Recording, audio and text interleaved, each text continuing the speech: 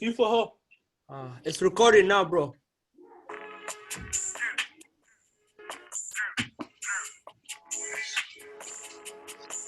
Hey, yo, assalamu alaikum wa rahmatullahi wa barakatuh. I'm not gonna lie to you, today it's gonna be actually our first episode of the podcast. I know we've been promising the podcast for a long time. We have a special guest today. My brother is also joining us today. This podcast, first of all, I gotta tell you guys what this podcast is about. I know that the title means this is just a dumb thing to say, but this podcast is about like giving freedom to talk about certain topics and certain beliefs and certain platforms, whether it's sports, whether it's politics, whether it's like self-improvement and all that stuff. This just gives the opportunity for you guys to just talk freely without being judged, you know. It's gonna benefit us, and it's gonna benefit you guys, you understand? First, I'm gonna introduce you to my co-host. My co-host's name's Yahya right here. Yahya, say something about yourself, Yahya.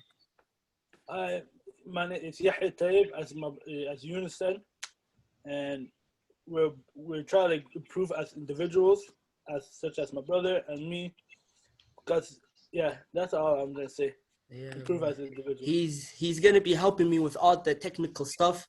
He's gonna be also pitching in sometimes.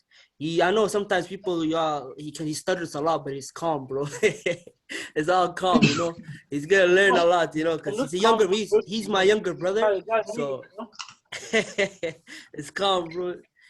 I'm gonna tell you guys, this special guest, bro, in person, you know? Yeah. This special guest is a close person of mine. He lives beside us. Me and my brother, we know him for like a couple of years now. Me and my brother wanted to mentor him and get him bigger than he is, bro. We see him as a younger brother, obviously. He's right here sitting with us with the yellow bandana, Bakhti bandana. Yo, tell us about you, bro. How you doing, bro? My nickname is Stifo. My name is Salman. How he's talking about these guys are my OGs, you know, my older heads. I call them family, you know. I can ask them for help anytime, anywhere, you get me? No. He's a youngin', so you know how he talks. He talks all ghetto and stuff, so it's all cool, bro. He'll understand, bro. You gotta be talking more proper, you know what I mean, bro? He also has. I get what you mean. Y'all know how white people. Yo, don't say that, bro. Come on, bro. Don't say that. He's kind of talking facts, though. You know, like you gotta be understood worldwide. You gotta talk the world's language. Yeah, bro. You gotta be able to like speak about yourself, like in a calm way. Yeah. You have to be able to talk to a certain individual in the most proper way. You know. Yeah. Like your homies that you grew up since day one. Let it loose, you know. That's the best term you could put it in, you know. Yeah, it's like going like a job interview or like talking to like police officer, for example. You gotta keep it subtle, you know. You gotta be as top notch, you know. You gotta see eye to eye with people. Yo, we got a lot of stuff to talk about. I'm not gonna lie to you guys, bro. My brother already speaking a lot. That means he has a lot of things inside him that he wants to let out. I know you want to speak a lot because I know how you are, bro. So we're gonna get through this, you know what I mean? First of all, Suleiman. My brain is chattering. You want me to call you Suleiman or by your nickname? Whatever you please. Okay, my brother's Tifo. I'm gonna call you Tifo. So you know, like there's a lot of white people. You know how they pronounce. Man, I don't want that. Tifo, everybody can pronounce. You know what I mean? My last name. First of all, Tifo, tell us something about you, because people might not know. People don't know a lot about me. I'm definitely sure they don't know a lot about you. So just tell us a bit about yourself, about you, bro. Honestly, for me, I would be like opposite, you know. A lot of people know me to a certain extent. This attributes, you know. Yeah. That's all I'm trying to say. Hey, you guys try like somewhat like expose yourself. It's all you, man. Take over. Alright, so my first name is Salman. My last name is Stifo. I love to be called Tifo mostly because there's a story behind it, which I would love to talk about today, but I'm gonna talk about how I messed up my train of thought. I'm gonna talk about how my recent my present is going, my present time is going. So I love to mostly play sports. Write poems. And one of the things that I really want to do this year is improve on myself as a growing man, as a young adult. I understand. That's all that, I gotta brother. say for now. I understand that, brother. I understand that. I was actually laughing because of the nickname part, because my younger brother, he has a lot of nicknames for you. He calls you Cinnamon. He calls you Salaman. It's all common shit because we're all close. We're all close. You guys. Yeah, there's a whole story. There's a whole story behind every nickname. Stifo was made when I was in elementary. Stifo was made when I was going to middle school, and then high school. I want to call myself Tifo, but I'll stick to Stifo for now. Stifo, it's calm, bro. It's calm. It's not a big deal. My question for you, brother, at the beginning, brother. I know you're you're a young up and coming poem. How do you call it? Poem artist or like poet? I know you like to be I know you're outgoing a lot. I've seen you around. I've seen the way you act, bro. You seem very intelligent, brother. I want to ask you this very deep question at the beginning, bro. It's all jokes. You can speak how you want to speak, but this calm beginning. I want to ask you first, tell us about your upbringing. Tell us about where you grew up, your upbringing. Tell us the stories about yourself.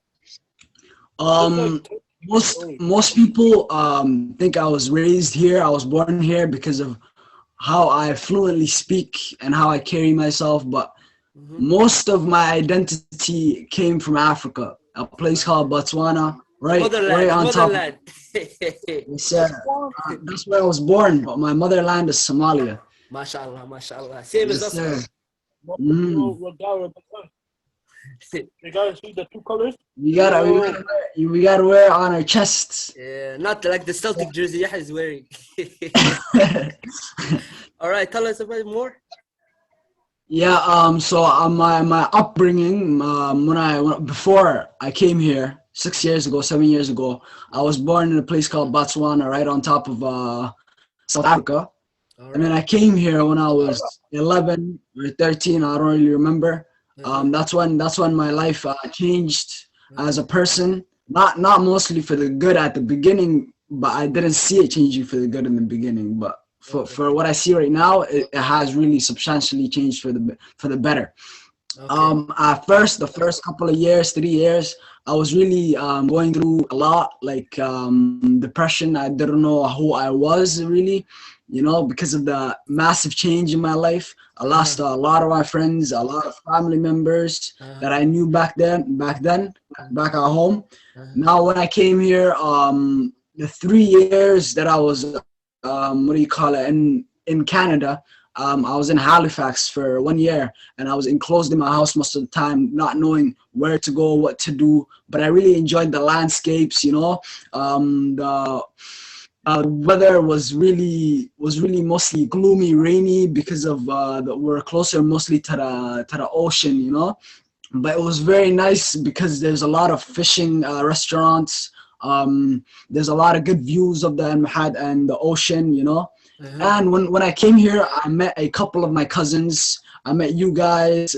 I used to come to the park a lot because I used to love nature. I used to love playing outside, and I felt that I was gaining more of myself little by little, gradually. And 3 years now, I was living here. Pardon? Say that again. I didn't hear you. So you're saying? I lost my. He's asking Suleiman. He's asking, how did you feel coming here at the beginning? Were you nervous? Were you scared? Were you confused? How do you feel about that? Tell us more about that moment. The moment you arrived here. What was going through your head? I heard a lot of stories about this place. Most people were saying the education is good. The weather, I've heard about snow. The first time I saw snow, I didn't really like it. It was something that changed my life dramatically. Same.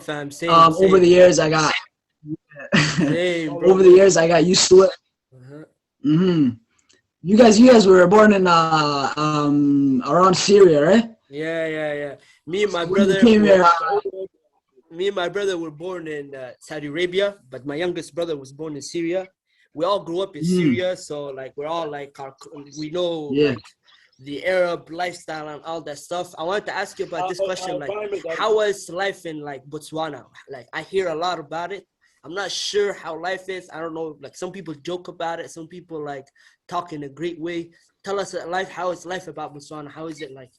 Was it calm? Was it fun? Was it lions Botswana, walking around everywhere and stuff? Like, tell us.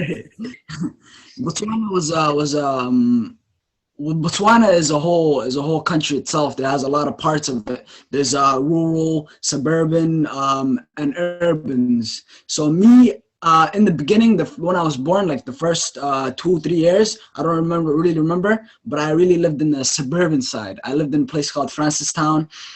It was basically a big mansion. I used to live with my and my cousins, some of my and my aunties, my mother.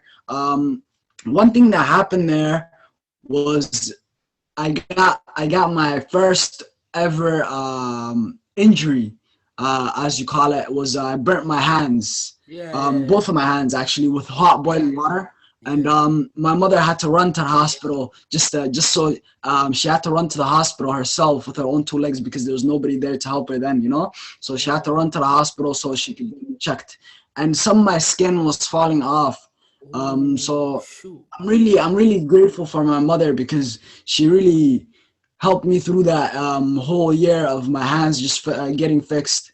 The doctors were like my hands were not gonna be working very well, shit like that. But what happened was, at the end of the day, my hands are blessed. I could do a lot of things with my hands. I'm really grateful for my mother and Allah as well for giving me and blessed hands that I could work for my family now. You get me? And after, what happened was, after 2-3 years, when I was 5 years old, I came to the suburban side. I mean, not suburban. You would say farmer side, the rural, urban side. But that place was mostly not good roads. It was mostly dusty roads, like a lot of bumps, not a lot of cars. 2, 3 and shops. One of the biggest shops. My uncle owned it. He owned a couple of shops throughout Botswana, but mostly the one he what do you call it? Lived right beside was in a place called Dukwi. That's the place I spent most of my life, where I met my cousins. My nephew, which was born, lived with us for a couple of years before we left Botswana. But I have a lot of memories with him as well. Me and him used to go out a lot, cause a lot of ruckus. I wouldn't say Botswana is a very dangerous place, but there was zones, meaning like there was zone 1 to, I don't really remember, but my zone was 6. So that zone 1 to 6 was very, very calm. It was peaceful, but it was mostly Somalis. Was it a refugee camp, brother? Yeah. It was a refugee camp, right? Yeah. Oh, okay. Well, I have this question. I like it when people say that, like, I met a lot of my cousins, because I know me and you are Somali, you know what I mean? When they say, like, cousins, we're not sure half the time, Yeah. So it got me laughing. I have this question for you, brother. The thing is that, like, you've been telling me about you've been telling me about like how life is in Botswana and all that stuff. How would like the people in Botswana? Because I lived in Syria, so I lived with like a lot of Arab people around me. Because sometimes we disagree. You know how it is when you're in a new country that you don't belong. They gotta tell you horrible stuff about you. The life is about all like difference and adversity. I just have this question: how is like the people in Botswana that were not like your family and like close to you? Were they generally nice people? Were they calm people? That's what I was trying to ask.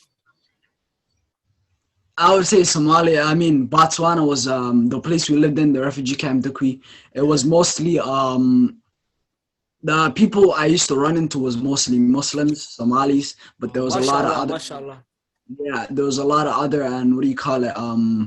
other religions, other people. Like, let's say, for example, there was Nigerians. Shout out to the Nigerians. There was Ethiopians. There was, what do you call it? What else? There was a lot of Africans in there, South Africans. There was a lot of people, So it was mostly Africans, black people. We would come to there was Sudanese too. Sudanese. One of my father's best friends is Sudanese. So shout out to you as well. So it was mostly everybody used to come together. There was no what do you call it, fights on any pointless stuff. There was no separation of saying you're this because I can't hang out with you because you're this and that and the third. It didn't matter. Whatever religion, most people were Christians and Muslims there. So whatever you are, we would mostly hang out with our people, but at the end of the day, everybody was nice to each other. If everybody's keeping the same vibe. Yeah. But if someone comes to you in a violent way or trying to hurt you in a way, that's different case. Obviously going to be times where you have to use your hands. You have to use. That's true. Yeah, you gotta defend yourself and stuff. Yeah. Yeah. But most of the time, this place was a very, very peaceful place. There was no harm done if there was no sense of doing it, if you know what I mean. I just gotta say this first. Like this actually is our very first podcast episode ever. Me and my brother were planning on doing this a long time. We always knew that you're gonna be on a podcast and stuff. My brother, we're not that good with technology, not how it is. If it feels like it's lagging, if it feels like this, just give it a sec. I don't want any trouble and stuff. You know what I mean? Oh no! Shout out to you guys, man. You guys are actually doing good. You took your first action. I really you guys win. Oh, cool question though. My brother wants a question. Yeah, go ahead. Yeah. Well, for do you describe the thing your mom did, to your hands, action like that? Do you think that's an heroic thing, a hero tendency, or do you think she's doing based on this guy's my son, that helps him? What do you think? You know what I mean? You know what I'm trying to say, Some people do it oh, this guy's my son, I gotta help him. And stuff like that. But some people might drift to oh, this woman's my hero. She's my day one, my rock, how would you describe it, He's asking how do you describe your relationship with your mother? Because she saved you at a young age, she brought you to this country, she brought you better opportunities. She's asking questions like that. That's what he's asking. So my mother that's a very touching topic. My mother is she is the person that has, let me put this in a sentence. Bless up, Mama Suleiman, bless up. Because this topic is different. Yeah. My mother is she's a very, I would say she's a very powerful woman. She's my hero. She's my everything, to be honest. I wanna make her happy before I make anybody else happy. My mother, in my eyes, she's the angel that my God or Allah sent down. So she is basically the puzzle that solved a part of my life. So I would say she's my hero. She's my mother. She's the person that I love the most in this world. And one of the conversations I recently had with my mother really brought tears to my eyes. So I would say my mother is the person I love most in this world. Alhamdulillah, bro. And one thing, the question you were asking, I see my mother as a hero. Yes. In that situation where I burnt my hands and she was holding my hands very, very carefully while she was taking me to the hospital. I'm really thankful for doing that, because now I have to help her, because she's growing. She's getting older as I get older myself. So that shows me I know who to help first, who to actually pick up before I do anything. Mm-hmm. I know who to look at when I need advice, who to look at when someone is down to pick up. So it really helped me see life on who actually loves you and who loves you for who you are, than actually who loves you for what you do. That's so true, my bro. mother That's really true. taught me. Yeah, my mother really taught me how to actually live my life, because That's true. she had my oldest brother when she was 14, and she hasn't given up on none of her children, and that shows me that she's a very powerful black woman that shows a lot of love to who she gives birth to. So that's what I'm trying to do for her right now. Recently, when I'm becoming a man, that's what I look at. That's what I work towards. That's my motivation. MashaAllah to your mother, brother. That was a touching story. It actually hit my heart because I have a lot of connections like this with our mother. I know, bless up, brother. I know, like, how I just want to talk about, like, I know how life was, like, I kind of have a lot of connections with you about coming to this new country, experiencing new stuff. Like, in my country, I never experienced, I didn't know what white people were that much because I haven't seen a lot of them, you know what I mean? Like, our mothers protected us, our mothers trying to help us out, our mothers trying to guide us. Bless up to all this, brother. It took her a lot of courage to raise your family. Bro, let's just say shout out to all moms, bro. Shout out, that's true, bro. Bless all mothers. Shout out. Bless They all went mothers. through the most hardest shit in the world, That's true, bro. It doesn't matter what race that individual is. Mm-hmm. Moms are like in the sports term, like the GOAT, They're like they're very powerful. They're very powerful. As you said, Allah, like I feel like moms as well, they're like very determined individuals, no matter what they think. They say this kid is very bad at school. They do whatever in their power until the day comes for them to help them out. That's true, bro. That's true. At the end of the day, we're all Somalis here, all Africans, all Arabs, all Shout out Africa, bro. Shout out everybody. But you know what happens with every mother is we get in trouble and she whips us. At the end of the day, That's better for us, yeah. She That's humbling us, yeah. She gives us shelter and food, no matter how troubling we are. That's true. Alhamdulillah, brother. I'm gonna ask you this, brother. I know, like, it seems that you have a very close relationship with your mother, as we all do. But yes, I know sometimes when you're a young man, sometimes you try things that you're not supposed to try. You meet people that are like very harmful for you. I know you got like your decence of like bad people around you. So I gotta ask you this question, like, I know like you're a religious person, or everybody's trying to be a more religious person, you know what I mean?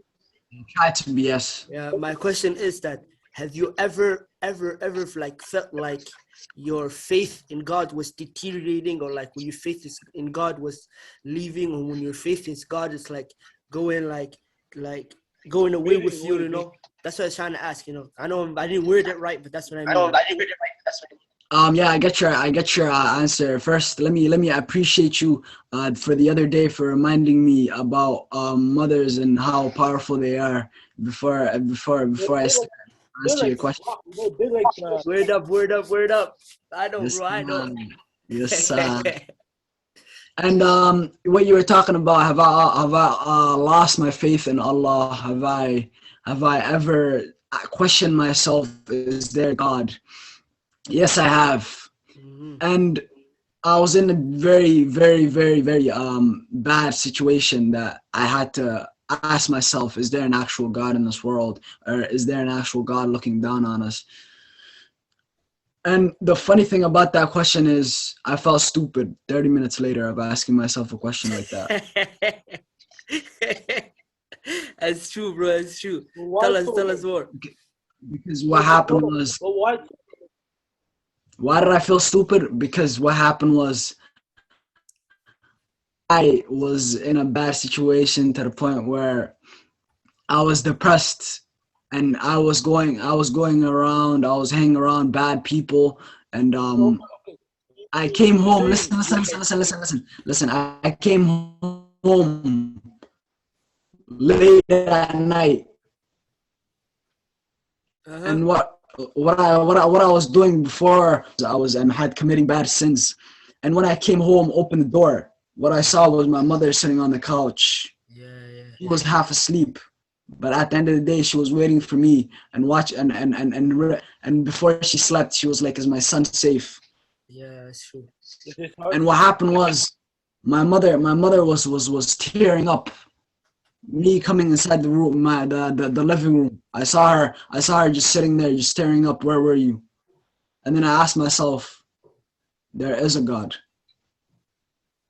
That's true, That's bro. that's That's true. that's when I really saw like that was a stupid question to ask, because God really talks about how he put these people in our world where they're bad. There's some people that are bad, but not everybody's bad. They make bad situations. They make bad and answers for bad situations. And that's what I was in. And me seeing my mother tired from her coming to work and her waiting for me 1 hour, and I mean 3 a.m. in the morning, just her sitting down on the couch Yeah. and telling me, where were you? It humbles you. It And humbles you, right? Yeah. yes, and her praying right in front of me and saying, thank God, Yeah. my son's home. Yeah. It just made me just get emotional. And I was Yeah. like, that was a stupid question to ask myself 30 minutes before I came in and saw my mother just praying to God and asking me to be safe in the That in the future. you saying that actually reminded me of like a time where Mm, I spoke to my mother about mm, like I asked her questions about like how did she like have us coming to Canada, how like I was just we're reflecting on like our life until like we came to this country, like the stuff we struggled with, like with Syria, the people that we struggled against, like the circumstances that changed our life, like how poor we were. yeah, She told me a story that her like she was working while she was pregnant with my younger brother, and nobody knew about it, because she was still working hard, carrying stuff to help us out. So that shows that. And I asked her a special question. Like I asked her, like, why did she always like, how did she keep like believing that we're gonna make it to a certain point? She told me that she did two things. First was pray, because she thought like if I pray that God would help me. That shows her level of iman, her level of faith, that she had in God. And the second thing is she yes, told me that everything that she was doing is to provide a better life for us. The older generation always helps the younger generation out, and then the younger generation always helps the younger generation out. That's what she yeah, meant. At that moment, I realized that my mother, like at that moment, I realized that Allah's powers, Allah's miracles, Allah's everything is actually real. Because the mm, circumstances where she was and where she is right now is totally different, and all that came from believing and having faith. So I actually have a lot of connection with your story and stuff, because that actually brings tears to my eyes, because I believe, like having faith in something. I don't care if it's a God, I don't care if it's this, having belief will whatever, keep you whatever. moving forward and stuff. Will keep yes, moving forward and stuff. Hold up, I hold have up, this, hold yeah, up, hold yeah, up, hold bro, up. yeah. There's like, for example, our mom, me and Yunus, it's like the easy term to put it in.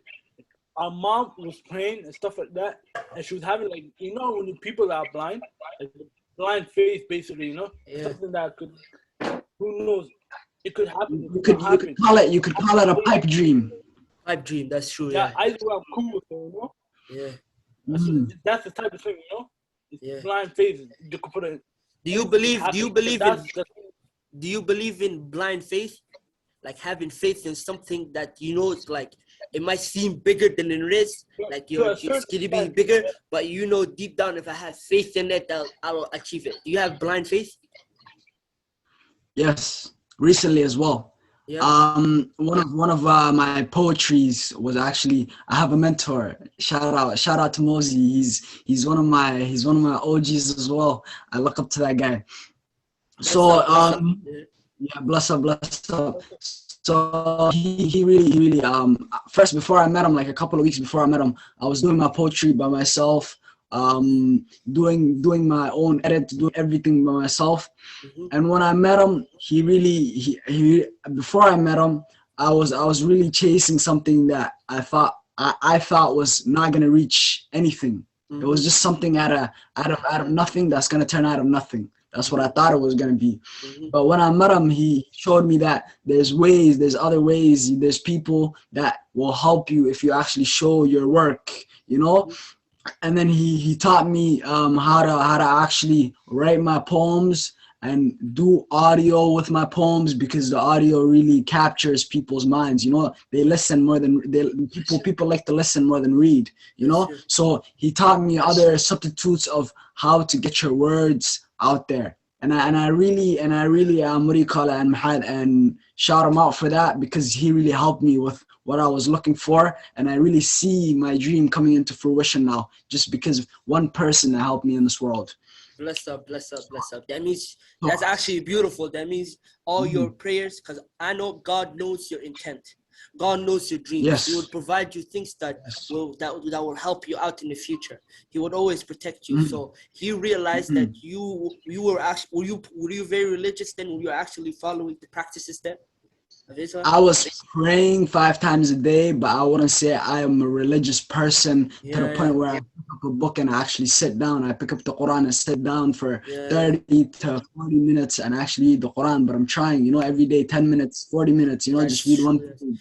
Especially during this month, because I know we just broke our fast. I know it's Isha time. We just prayed, you know, like the hunger is coming. But I feel like this month is a very important month in self-development, self-preservation, self-improvement. I know you're improving yourself on every day, because mashallah, you're glowing right now. Mashallah, brother. Thank you very much. Thank you very much. I know what you mean, bro.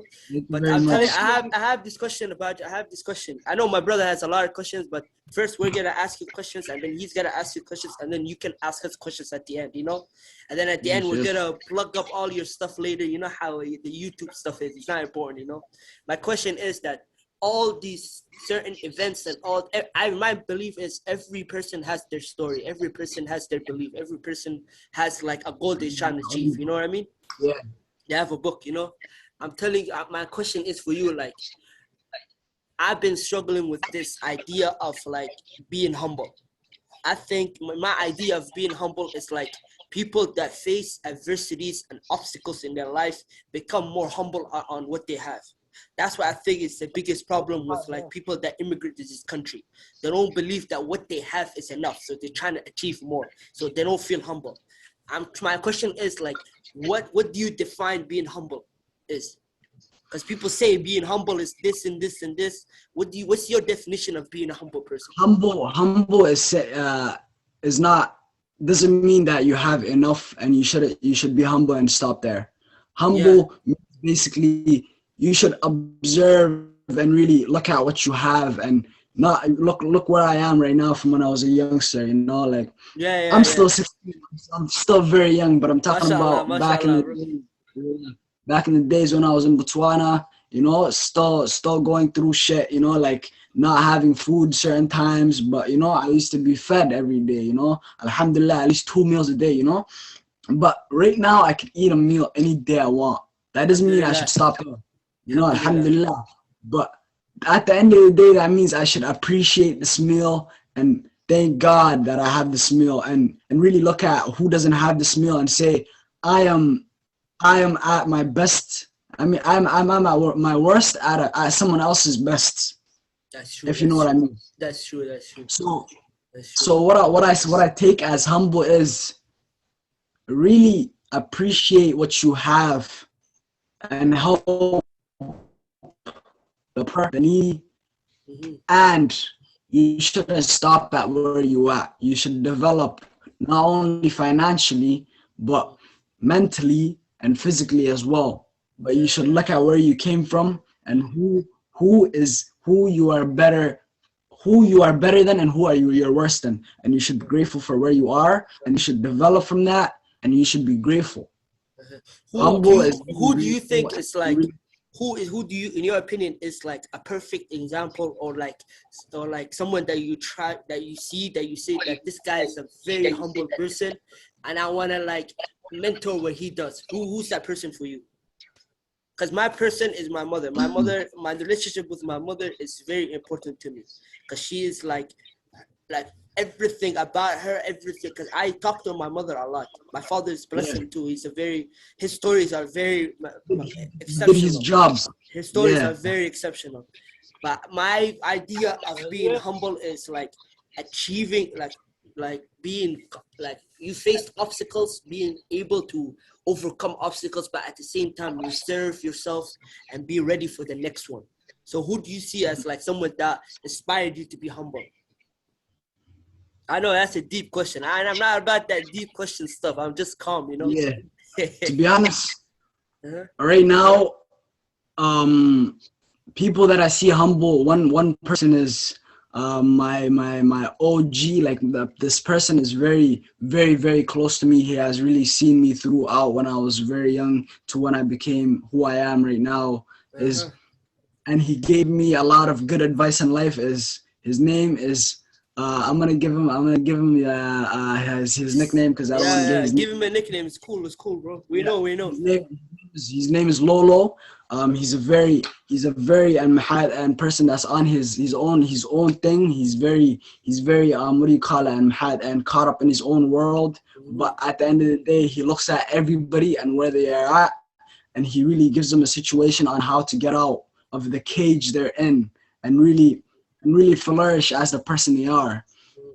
So I would call this person very humble to the point where he doesn't only he sees where he is and how to develop not only himself but the people around him, the people that surround him. He always seeks development, improvement.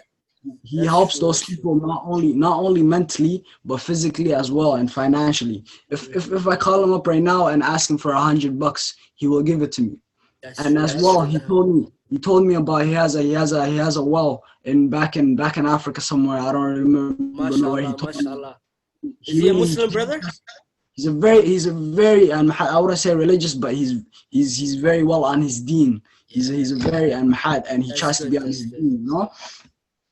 What he told me was, I'm a person that God sent me down here. I see my purpose as developing and helping other people below me and on top of me.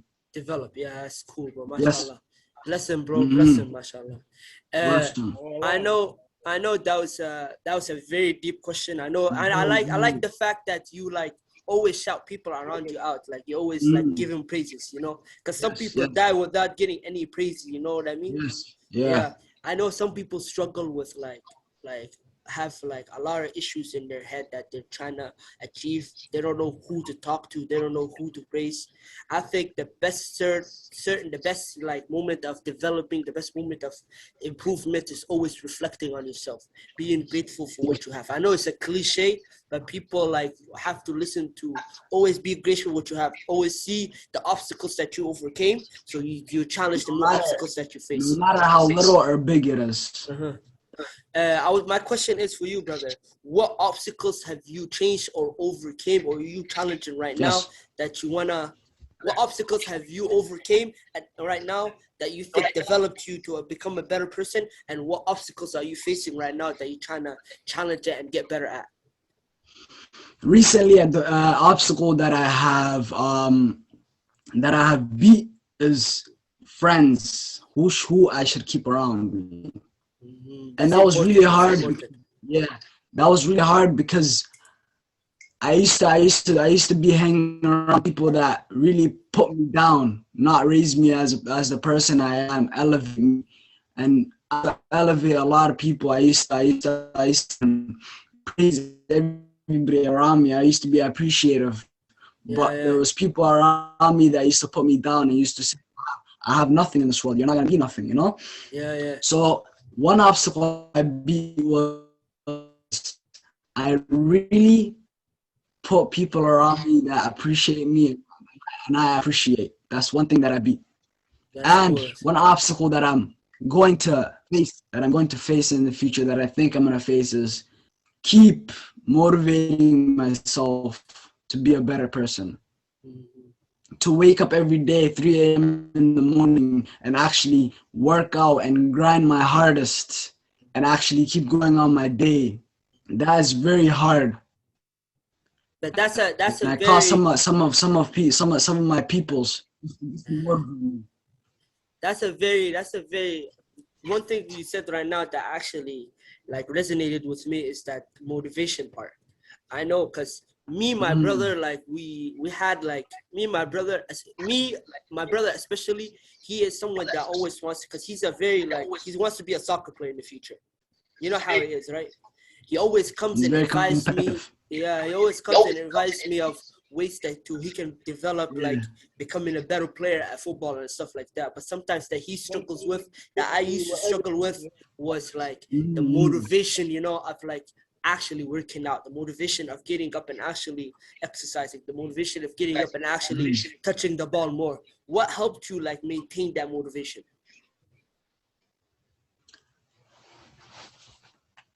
I would Sorry, mostly say I know the questions are deep, Allah bro. is. Yeah, I know. I'm thinking about giving. It's calm, bro. It's not an One interview. thing. Let me tell you something, bro. Yeah, This is I'll try to answer them the best I can. yeah. This is not an interview, bro. So you could joke around, you could be serious, you could be free, man. you could be happy, you could be free. It don't matter, bro. This is just a conversation we're having, bro. One thing that really motivates me is what keeps you motivated? What keeps you? What's the secret to motivation? Hold on, the best you could do. What kind of say that again. what kind of motivation that keeps you like Keeps you humble, motivated, yeah. humble? Listen, keep you humble and still keep you like chasing whatever you decide.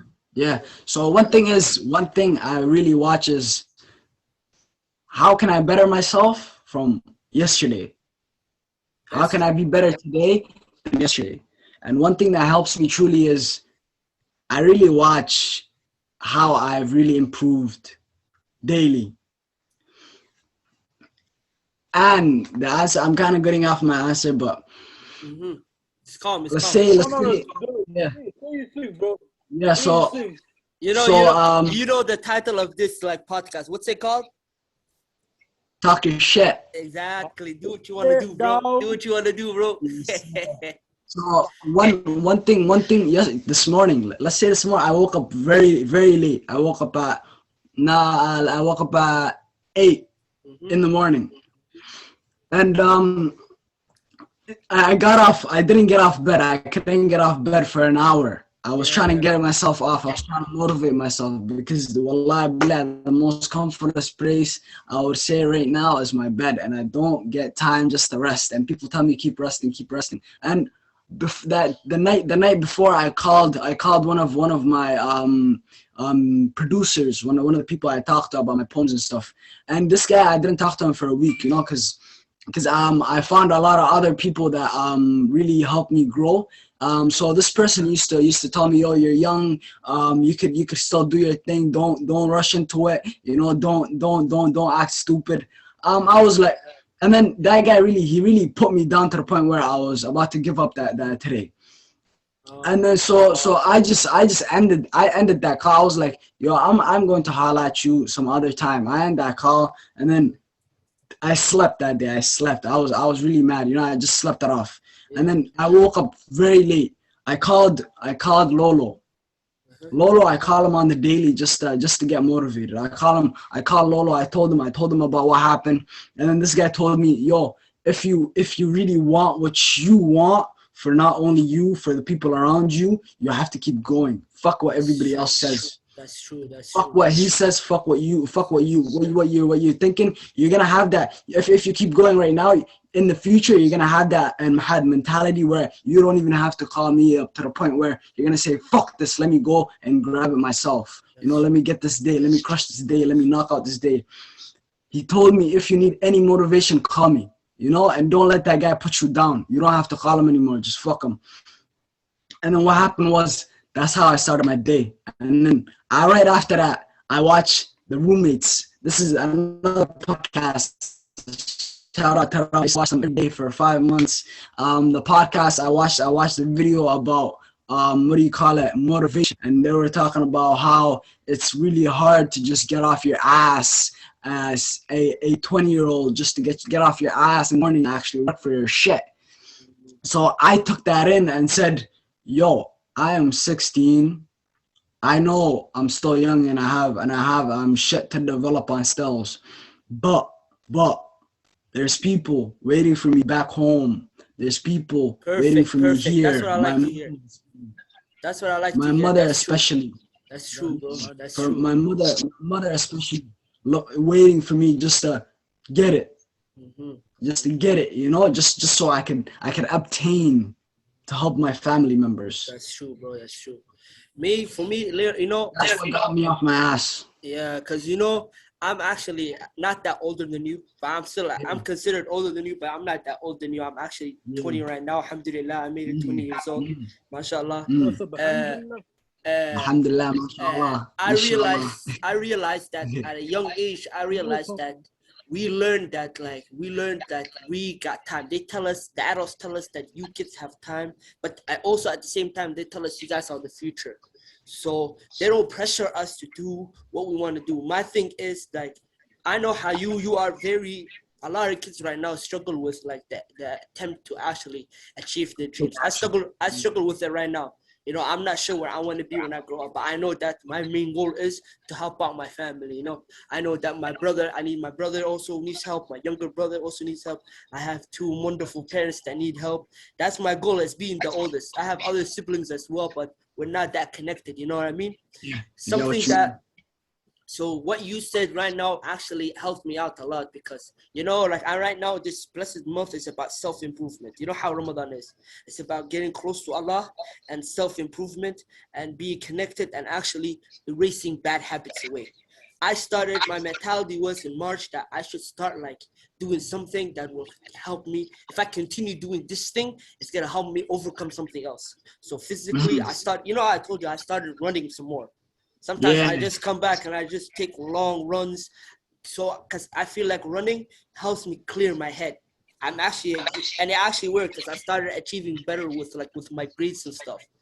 I already see that, Mahad, and progress. You already see it. You already chased your goal. Yeah, your bro. First podcast, talk your shit. Come on. Come on. This podcast, this is calm stuff, bro. This one thing but that at least you got closer. The reason I made this podcast is not that to be honest, I don't want to be that famous. I told you this about my idea of being famous and stuff. I don't care about being famous. I know that this podcast would help me connect with other people so I can learn and get better advice and get better achievement and become better than who I am. You know what I mean? I use this podcast as a learning opportunity, If the money comes, don't get me wrong, bro. If the money comes, the money comes. I don't care, bro. I'm going to buy my mom. If it comes, it comes. I'm going to buy my mom stuff. MashaAllah, brother. But this actually... I'm going to change the title, bro. Talk Your Money Podcast. Yes, sir. But one thing I was trying to ask you was I know that you're a very young person. You're 16, mashallah. You're not done high school yet. You're still getting better. But also, just remember that people your age, like my father at his age already had a family at your age. My father at my age had my older sister, So people develop in different ways. So I'm telling you right now, you are not on the right path of actually achieving what you want to achieve. But you gotta always stay grounded, And also look for other opportunities to make income. Rich people that have a rich mentality have multiple base of income. You know what I mean? Yeah, yes, this podcast sir. might be my second base of income. You know what I mean? Yeah. That's what I'm trying to say, brother. You seem like you're a very intelligent person. I want to ask you this question right now. It's this question. It's gonna be. I know me and you are actually not that far apart. We know the idea of faith, but sometimes we struggle away from. What are things that you advise younger people to watch out for to maintain your faith? To maintain your faith in Allah. Okay, let's talk about the non-Muslim people. Yeah. Non-Muslim people, they still can do things that they can keep their spiritual energy or whatever you want to call it, high energy, whatever you want to call it, to raise their vibration. They could meditate 5 minutes a day, one day, you just take 5 minutes every day and you just be grateful meditate, listen to yourself, and know where you're coming from and where you're headed. That's true. But for Muslim people, just praying 5 times a day, It's important. That's true. not only important, it raises your energy. Not only does it you're just praying for Allah, you are getting, how do I say this? You're getting blessings to not only achieve what you're looking for, just to ease your mind. I just pray, like, even if it's not time to pray, I just pray like two rak'ah, just sunnah, just to ease my mind. And I've been doing it more because of this month, Thank God for this month. Thank God. That's true, bro. That's true. We needed it during this whole pandemic stuff. We needed like all this month. We needed all this hasanat. We needed all this stuff, bro. This month came at the right time for us. I'm not gonna lie to you. This month, people that do not understand how important this month is for us is actually very, very, very important for us. You know what I mean? Very. My brother wanted to ask you this question right now. I'm gonna just head it off to him, and I'm just gonna come in whenever I want to come in. He just has this question for you. Go ahead, bro. I'm with it. So you basically covered like my top two questions about like what you could recommend as a non-Muslim, a Muslim to improve themselves as individually, whatever fits them. So you covered both questions. So one of the questions I do my job good, huh? My job is good, huh? Yeah, upcoming goal. I'm pretty good, huh? All right, good luck, fam. The upcoming goal, man. So one of the things I wonder is like, what would you say like your current situation is? Would you say like, is it good, or like bad, or like excellent? Describe it like example, like let's example like your poetry, for example. Like your poetry, to improve, like going like it's like say it's good right now, but do you think it's going to be like excellent, spectacularly stuff like that over time, or do you think currently I'm happy where I am? Because you've been telling us about this poetry stuff. You've been telling us about this poetry stuff. To be honest with you, bro, I don't know a lot about poetry, but I'm willing to learn anything, you know what I mean? But you've been actually very encouraged by it, so his question is valid. Like, where do you see your stuff with this stuff? Where do you see yourself going with poetry? Another thing. So hold up. I'll be honest with you. I know somebody do poetry, It's kind of like a strange thing, but I also rate you, man. That's something. It's a proper term to say, bro. It's like a proper term, It's like getting off your comfort zone. You took yourself, you threw yourself somewhere else you don't even know, and you try to thrive. Which I really, like, Wallah, bro. Like this, for example, you're only 16 years old, bro. Imagine. Let Allah bless you for this shit. Let it continue on. Thank God. Bro. Yo, Yahya, relax, brother. We sound like we're dick riding him, Yahya. It's calm, bro. But you got bro. You sound like Yahya, somebody else. You sound like a fan, Yahya. Not advice. Wallah. Think about it. When you were 16, you're only like playing soccer, dribbling past leaves at your time when you're 16. At my time, I looked stupid then, Yahya. I know. I looked stupid then, but alhamdulillah for that. So answer this question, brother. Tell us about that. I appreciate that. Can you you're and Mahab what do you call it, washing me with a lot of what do you call it? What is it called again? Hyper. He's been washing me with a lot of Mahad and what do you call it? A lot of praise. Yeah, praise. So the question really left my mind. Can you repeat the question? The question he's trying to ask you was, tell him, Yahya. Well, my question is, what do you think that your current situation is with poetry? Like poetry. Poetry is not the only thing I'm doing. I'm flipping clothings, just so I can get side hustle money. So in my whole perspective of life right now, I would say I'm doing good. I say good because I could do excellent. You know what I'm saying? That's true, yeah. So right now, I would say I'm crushing everything to the max. I'm doing my best, you know. But there's places where I could tweak. There's a lot of things that I could go into poetry where I need to tweak and where my business needs to tweak. But right now, all I can say is everything blessed, but I could go higher. I know I could go higher.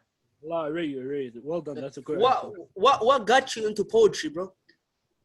That's another question too, because no somebody did it. Because that's strange for me. Like I never seen someone. What got you into poetry? When I was 14, turning 15, I used to do ass poetry, but that's when I started. During the quarantine was beginning, that's when I started. I used to go out a lot. I used to go for walks actually, not hanging out with people, just clearing my mind and words used to come into my mind, you know, just reading the Quran here and there. Excuse me, used to stimulate my mind because I didn't know the translation of the Quran, and I started reading the translation of the Quran, and Quran itself is poetry that you can never reach. Like, it's poetry to the point where I can't do this, but I can make poetry, but I can't do this. This is perfect, you know. That's true. And then I started working out, and then poetry came into my life. The first, let me read out. Where's my phone? Let me read out exactly the first poetry I made. First one. I'm gonna put it up. This one, it was raining that day. It was trickling rain, like not that rain to the point where, you know, I need to go back inside. It was that trickling rain where droplets. The clouds were a little open. The sunlight was seeping in, you know. What do you call it? The rain was trickling down a little by little, you know. Alhamdulillah. I know, bro. Alhamdulillah. The rain, it was a very nice day. And then here, let me pull out my poem. Give me a second. Take your time, bro. Take your time. Sneak peek, bro. Let's go. That's it. Here you go. The rain is so majestic. Listen to this. The rain is so majestic. Every droplet that hits graces your face, feels the cleansing of the soul. That was the first one that I made ever, and this was October 15, 2019. When was the moment you realized that you were actually good at poetry, though? Exactly when I wrote this one. And then to that point where I wrote this one, my other poems were longer, but they were ass. So I had to work on what my topic is going to be on that poem, you know, every other poem, and actually getting to the point. I have a question for you, bro. Like, this question might be off topic, but me and my brother always debate this question.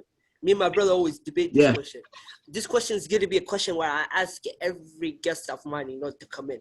Like, are you pro hard work? Like, my question is about hard work versus talent. Which one do you prefer? Hard work? I was never talented in any way whatsoever. My talents were found 2-3 years ago. Most of my talents. What's your talent? I was never good at sports. You remember how I used to play sports and now how I play sports? Yeah. There's a traumatic change, isn't there? Yeah. You better dribble, man. Improvement. That was all hard work. So you don't believe in talent? Talent. A lot of my homies have talent, but I'm better than them because I have hard work. Talent makes the person better from the jump. Default, it makes the person better.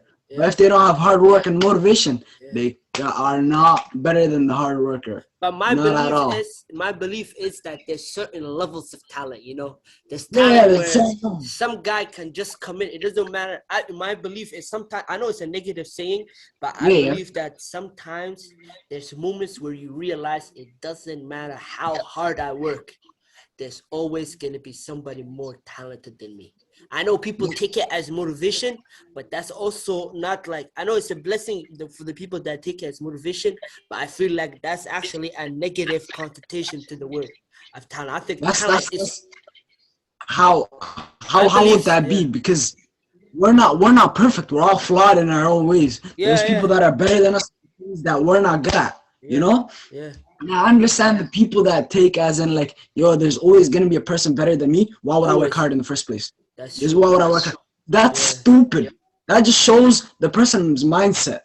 I don't want to be people around like that. You know, you have talent, but you have talent to the point where you have hard work as well because of what happened in your life.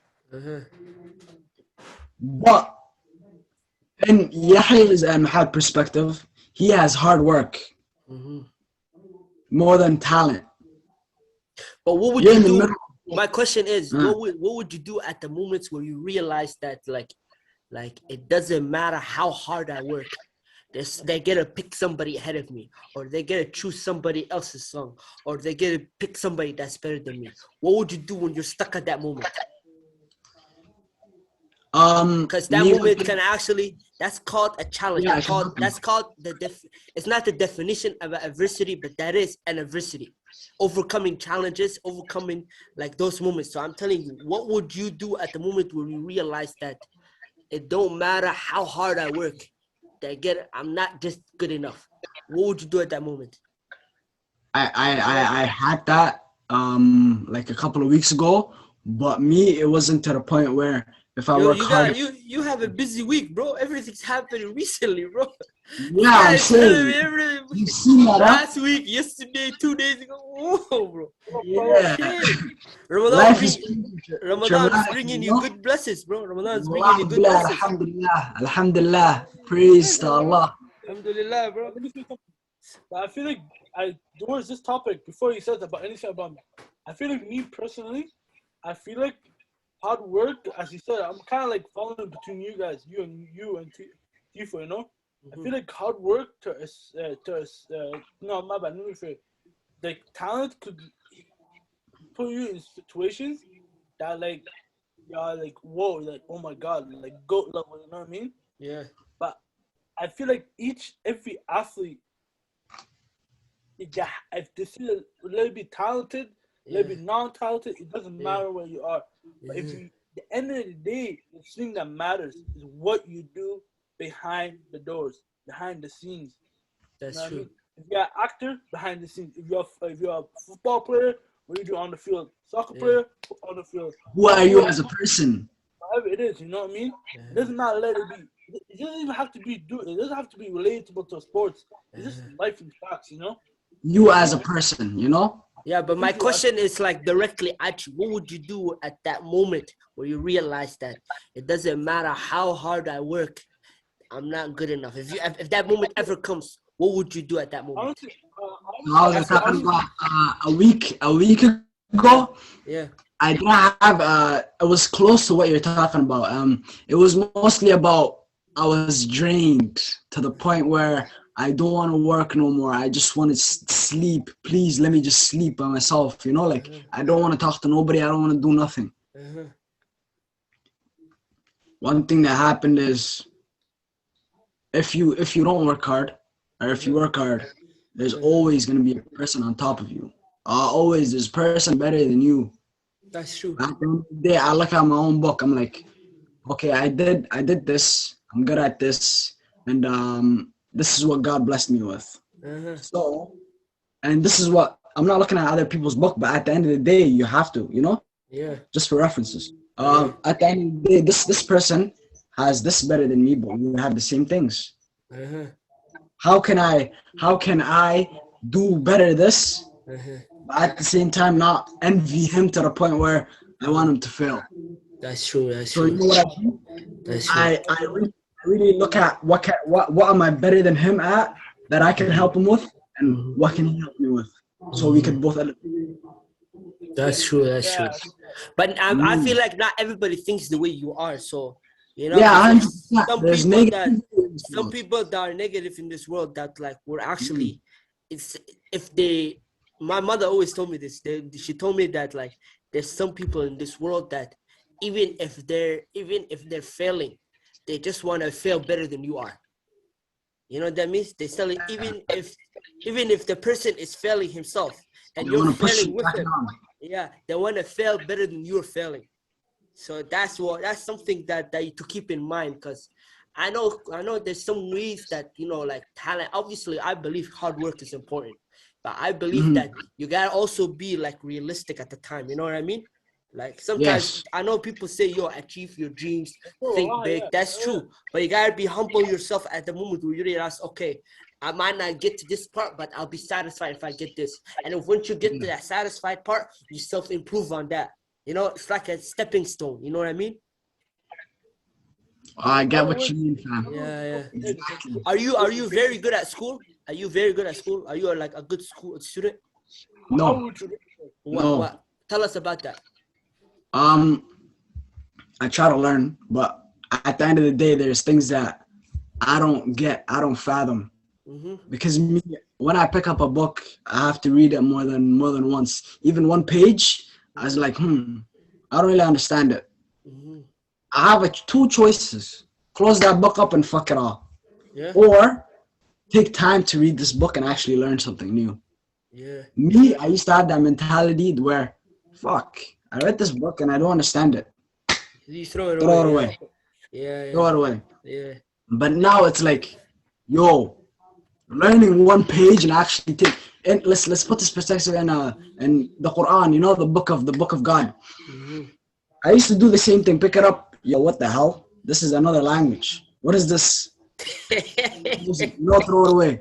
Now it's like, yo, this is actually when I learn the translation here and there, listen to a couple of them. You understand the meaning, you understand the gems they have, hidden gems, mashallah. Yes, there's a lot of stories, not only about the prophets, people that have done fucked up shit that went to and heaven just because of things they did.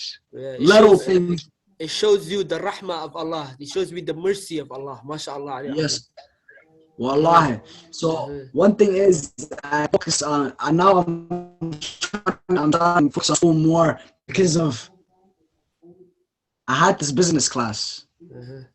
I used to sit in the back of my class, not really listen to the class, because I used to focus on life, like what the fuck, and like this one like couple of month ago, I really want to do this, but I can't because school is getting in the way. Instead of saying I could actually learn from this marketing class and take it to the real world. Yeah, you can compromise. That's what I mean. Yeah, and then I used to take notes down, but I didn't really look at them. I didn't take second guesses. Yeah. And I used to do well to the point where I could pass the class. Yeah. By a hair. Yeah. I understand. Now that I see like I'm doing businesses, like before school finished, like the first semester, the second semester, we're in the second semester, we're going to the third semester. First semester finished, right? So what I did the 2 weeks that were left was I really studied, and I did good on my summative, and I did good on my my last test. And the teacher right now, he's helping me get started with a business like a month from now. I already have going a couple of here and there, helping my mother out. So I'm busy right now. But I can write down my business idea. I can write out how much I'm paying for the products that I'm going to use on the business, Yeah. So I'm basically sending him my business ideas, and he's saying, oh, this is a very good business idea. You should go ahead with it. So when I'm going ahead with it, I'm making more plans. I have a business partner. I call him up here and there, 30 minutes just sitting down and writing 2 pages of the idea and sending off to him. And then actually he comes back, and then we take the next step.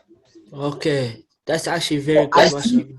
I see school as a stepping stone, not the puzzle to life, Yeah. I see it as the brick of laying your life gradually, climbing the stairs, as they call it. Let me ask you this though, brother, because my definition, I think the reason I have a very big issue with school, because I believe like the school system, like in this country, is actually failing students. Because like in my opinion, I'm telling you that look at this, compare like you went to the same high school, obviously. Compare our high school to other high schools that are better than us. What makes it different? That's what I'm trying to tell you, because it makes it, because a school education is defined by, I feel like education is better when you have a very good teacher, a teacher that inspires you, and a teacher that motivates you, motivates actually, you. yeah, you're right about that. that makes you enjoy coming to class. The teacher. Yeah. Yeah, the teacher. I didn't really like him at the beginning. Exactly. But That's what I'm telling you. he really talked about his life. Yeah. I don't want to really say his name, but he's a marketing business teacher. You might know him. Buff guy. Yeah, Mr. Yeah, I know. Don't say his name. You know who he is, right? Asian brother, right? Asian brother. Yeah. That guy, he's a really funny guy. But when it comes to work and school, he's really to the point where he's heavy on you. Like he's serious. Yeah, he's serious. Yeah. But he's actually a good teacher. Yeah. The last day when I handed my resume in, we really talked. We had a 30-minute to 15-minute, 20 minutes talk.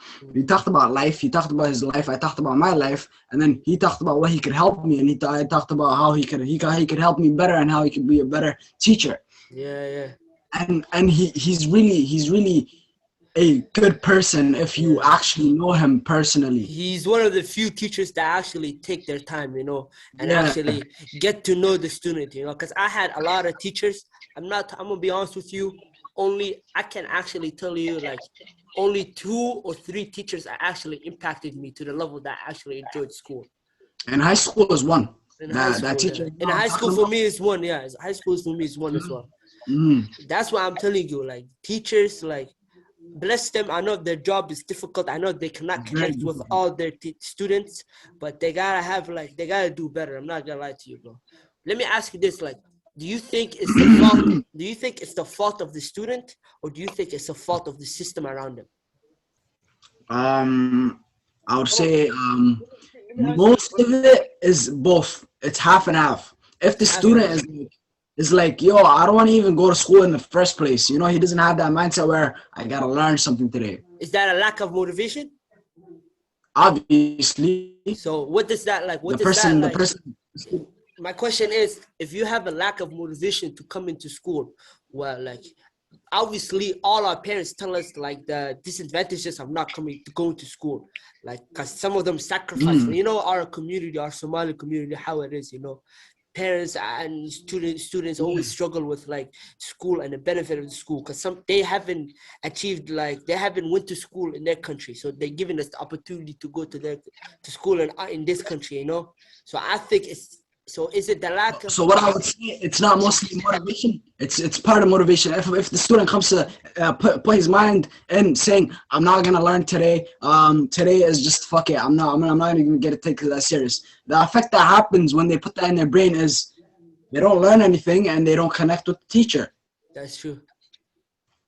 And if the teacher comes with the same mindset saying, I can't teach these kids, fuck these kids, what happens is they can't really teach the kids. They don't really try to connect with the kids. So that's why I'm saying it's 50-50. Because if you don't really come together on a level where I want to teach you, I want to benefit you and help me learn who you are and actually help me learn what I'm studying and actually benefit both of them for benefit. Because being a teacher is seeing someone learn. That's what they want.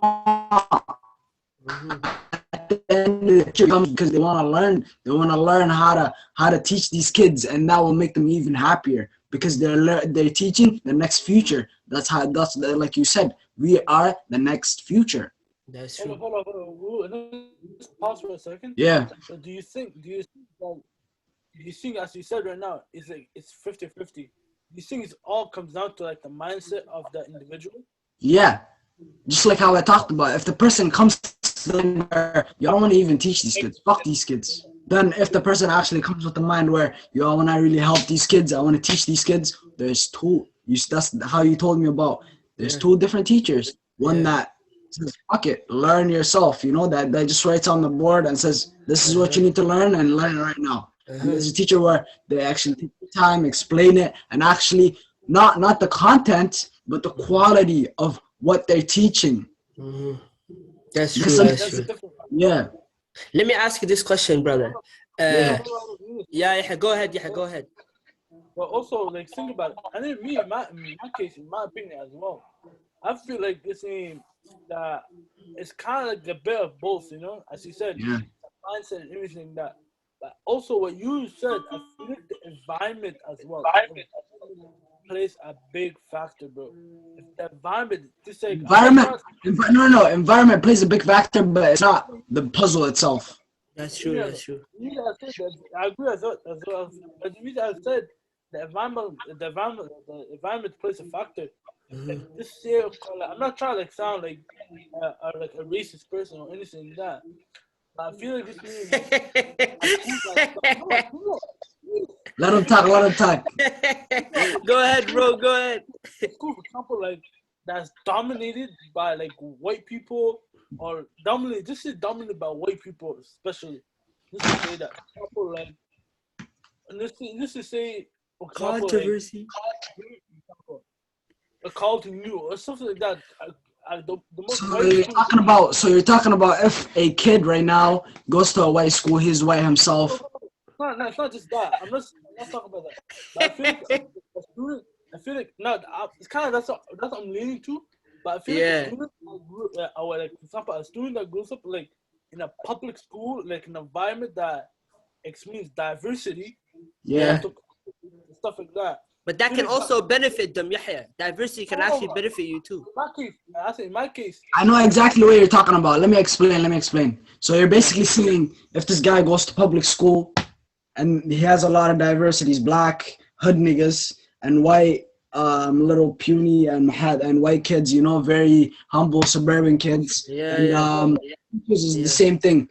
That's a stereotype, but that's a stereotype. Yeah. So he's talking about the community, and let's say a private school, white neighborhood, white on white, Yeah. Which means what's gonna happen? Good people is gonna come out. That's true. That's what you think, right? That's not true. Always the case, though. No, but that's what you're trying to get at, right?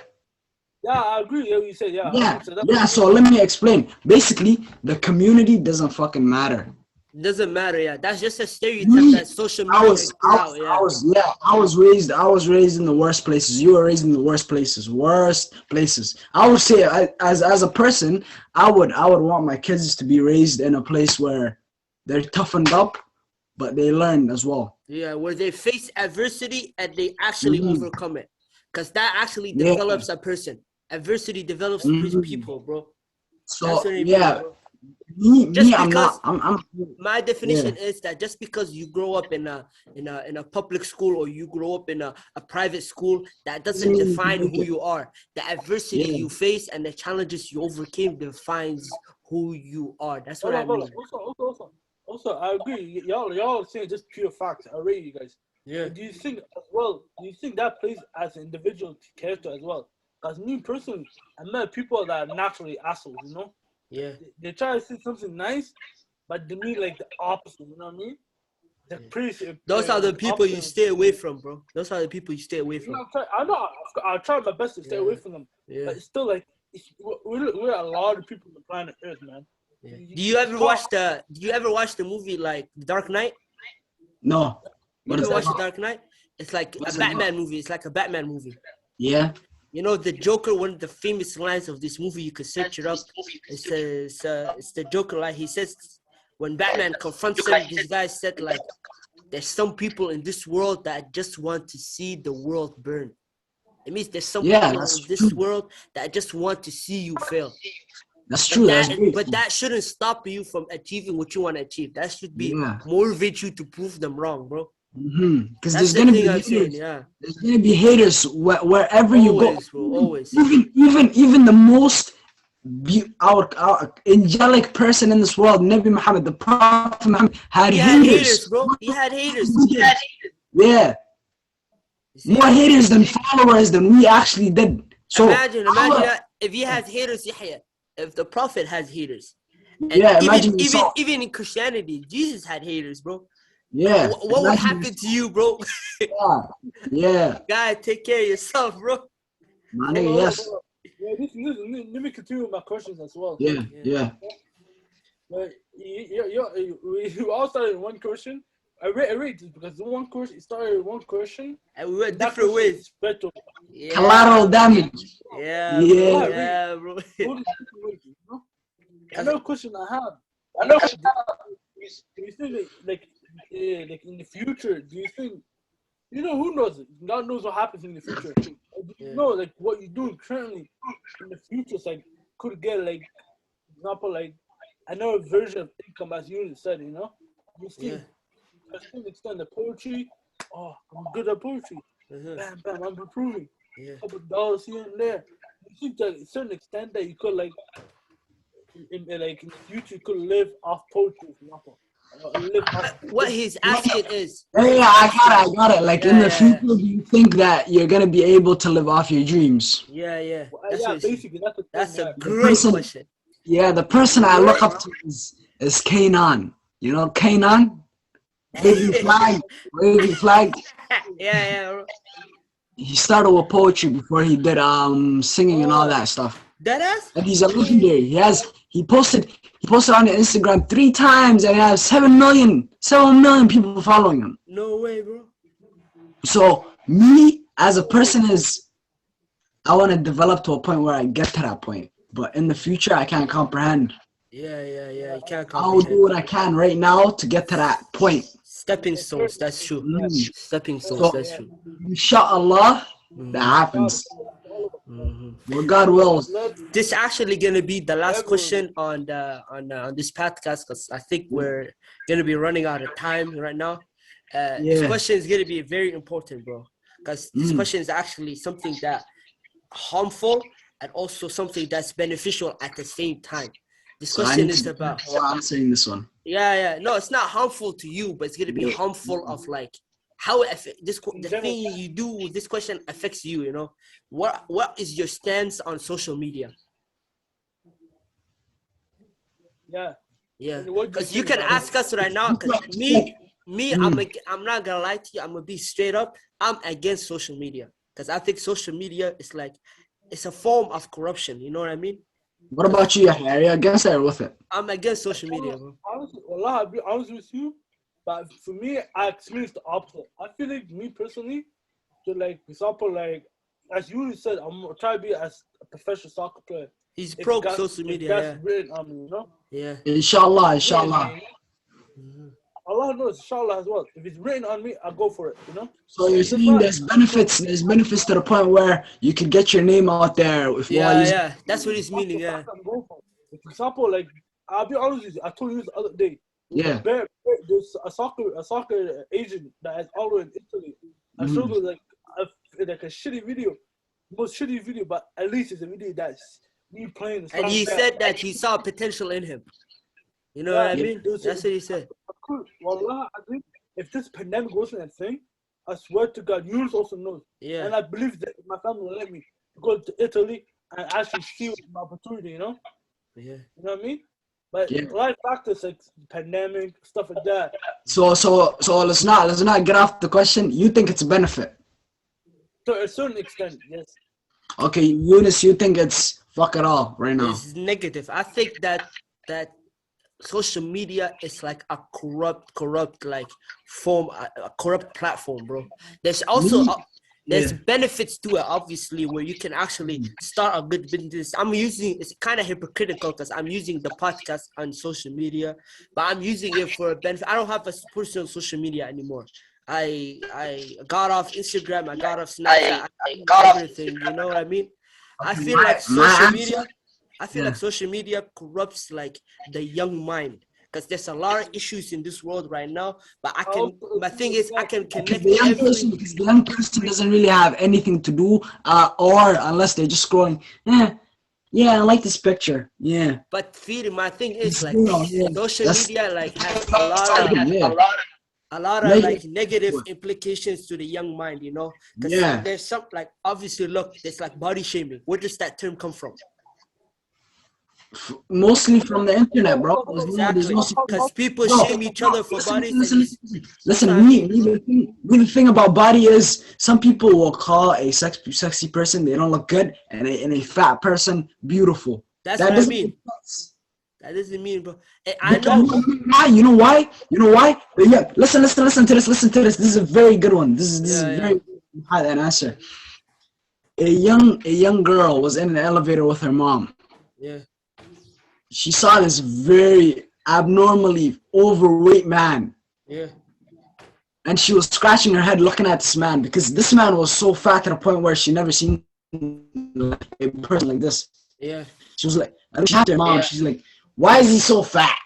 Yeah. She's saying this in the elevator. Why the male is listening as well? Yeah. Her mom is trying to shut her up because she's in an elevator with her. The mom's probably probably weak as well compared to the big man. You know, she could probably just him. You know what I'm saying? She saw the dangers. Yeah. Yeah.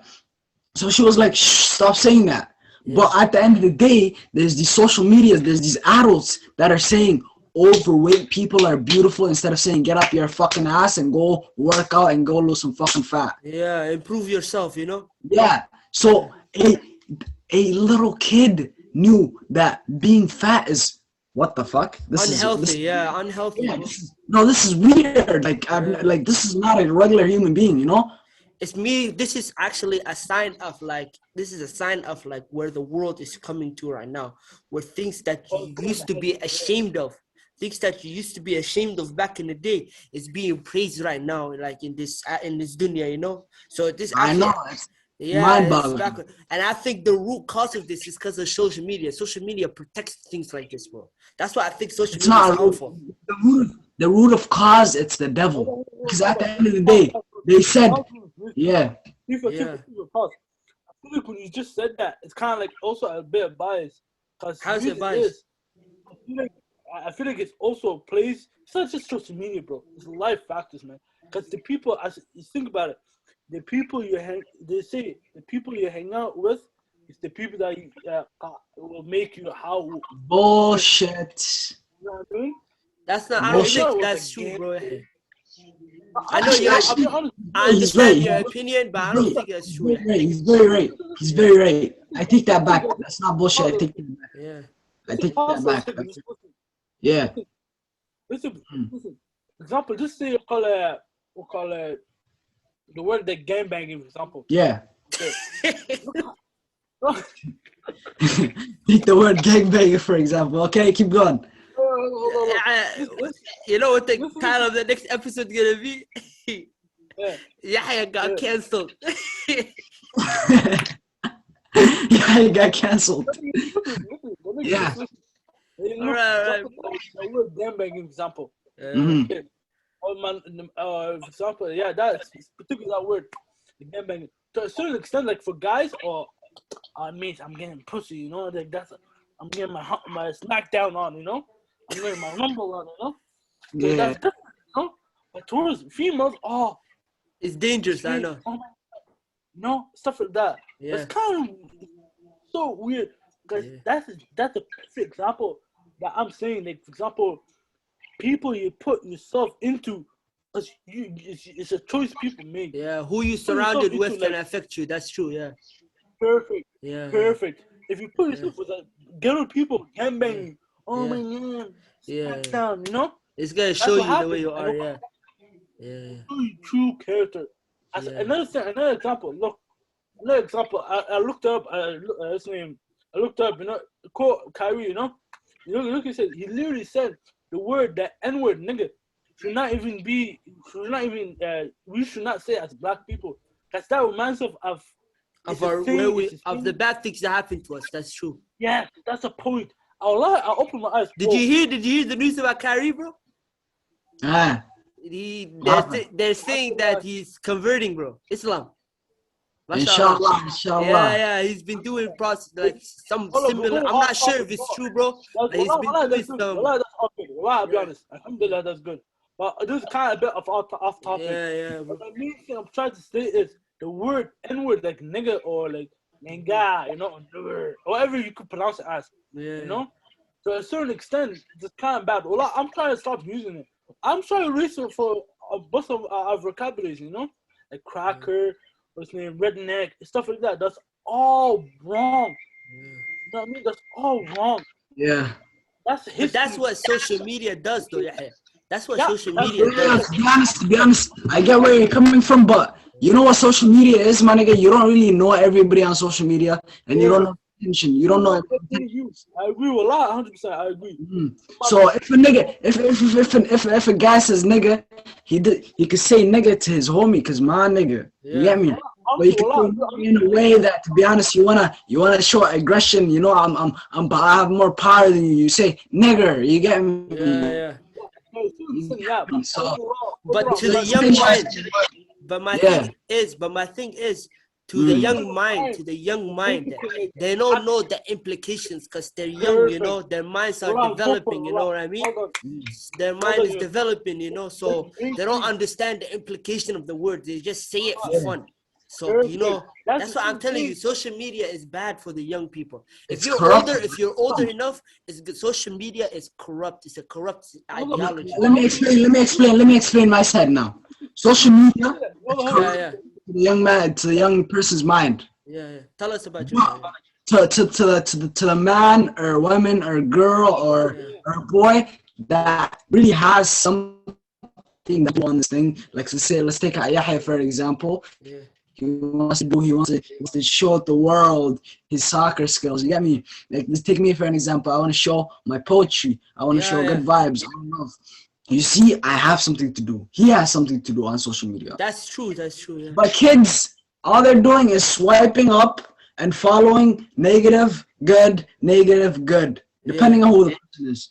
And they take that to everywhere. Yeah, they base their whole identity based on social media. That's true. Yeah, just like how we're talking about the people that are becoming better. How do we know all this? You know, like how do we know this person is developing? Not from social media. That's true. All from social media most of the time. You know. Mm-hmm. So which means social media has good and bad.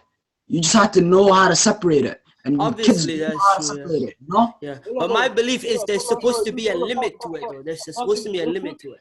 Not everybody should be allowed to use social media. Yeah, there's an age limit, but people lie about their age. That's how I know. I agree with you. You just said 100%. Eunice. Yeah. It should be an age requirement, whatever it is. Yeah, just like how those adult websites have and what do you call it, age requirement. What do you call it? Instagram has an age requirement as well. Hey, watch out what you say, bro. Watch out what you say. Yeah, I understand.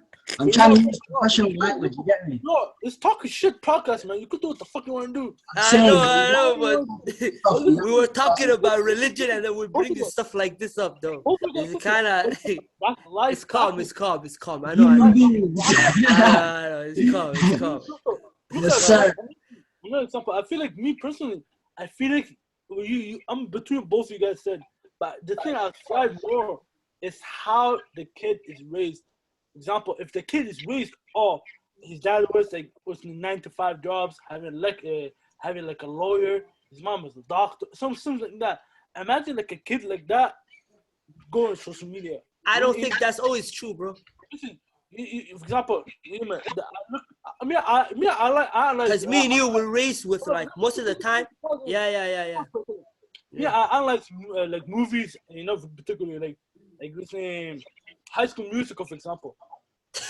I'm like, my nigga, just listen, my nigga, man. Just listen. All right. You have weird ideologies. I like it, bro. It's funny. MashaAllah. No, it's not. But listen. Yeah. High School Musical, for example. Yeah. Or School of Rock, for example. All right. This example, the best example I could give. Look at the School of Rock. You know the TV show I'm talking about. Mm-hmm. You know what I mean? I don't really know like that, but yeah, keep going. You know what Jack Black is in there. Look, for example, like there's the first episode I watched. I see each of the characters, the actors, whatever you fucking call them. Yeah. Look, there's always like, for example, like if I'm not trying to be rude, but look at the Asian guy, all polite, stuff like that, boom, and he plays the piano. Okay. And there's a white guy, all blonde hair, Hitler lovers, you know, how Hitler's are, blue eyes, blonde. You know what I mean? So to say it, Hitler's resemblance, not Hitler's love. Don't try to. You know my point of view. I'm trying to say. Yeah, but people might not understand what you're saying. You know. My bad. I apologize from that side. But hear me out. Look, he plays an aggressive music, aggressive instrument, which was what drums. Start now. Yeah. That's stereotypes, bro. Yeah, you're right. Yeah. But stereotypes will lead to a new. I'll be honest. Our generation, me and Eunice, are a victim of it. Our generation, like Tifo's generation, and the generation coming from it. Yeah. I swear to God, I'll be honest with you. Stereotypes, I swear to God, will lead us.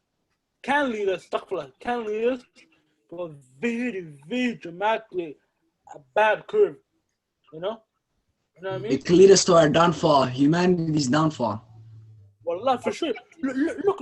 Stop another thing. It's already doing it. It's already doing it, fam. Why do you think black people are enslaved? You know, stereotypes. You get me? There's a video I'm saving on my phone. There's a video on YouTube on my phone. You can search it up later.